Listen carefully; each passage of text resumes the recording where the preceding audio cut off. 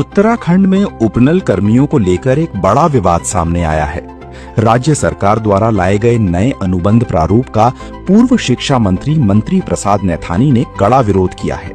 पूर्व मंत्री नैथानी का कहना है कि सरकार ने समान कार्य के बदले समान वेतन लागू करने से पहले जो नया अनुबंध कर्मचारियों के सामने रखा है, उसमें कई ऐसी शर्तें शामिल हैं जो उनके अधिकारों को सीमित करती हैं। उन्होंने आरोप लगाया कि इस अनुबंध में ये शर्त भी जोड़ी गई है कि कर्मचारी भविष्य में कभी भी नियमितीकरण की मांग नहीं करेंगे। सरकार कर्मचारियों के अधिकारों को दबाने की कोशिश कर रही है।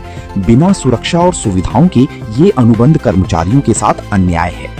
नैथानी ने ये भी कहा कि नए अनुबंध में मेडिकल सुविधा, बोनस, सामाजिक सुरक्षा और अन्य आवश्यक लाभों का स्पष्ट उल्लेख नहीं किया गया है, जिससे कर्मचारियों में असमंजस और असंतोष बढ़ता जा रहा है।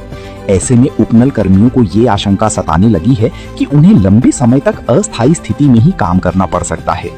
अब देखना होगा कि सरकार इस विरोध पर क्या रुख अपनाती है और क्या कर्मचारियों की मांगों पर कोई ठोस कदम उठाया जाता है। सुप्रीम कोर्ट तक ने कह दिया है कि इनको समान कार्य के बराबर समान वेतन दीजिए, तो अब इन्होंने कैटेगरी क्यों बनाई?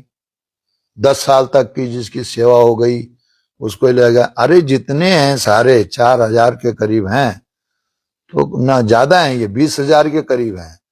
तो उस हिसाब से इन लोगों को डायरेक्ट सेवा में रखना चाहिए, क्योंकि सेवा तो कर ही रहे हो। अब उनको फिर झुंझुना पकड़ा दिया, उसमें भी शर्तें लगा दी कि इस वर्ष के बाद फिर अगले उसमें ब्रेक होगा, फिर वो जो विभाग है वो उनको चाहेंगे तो ठीक है, नहीं तो फिर बाहर करेंगे। तो ये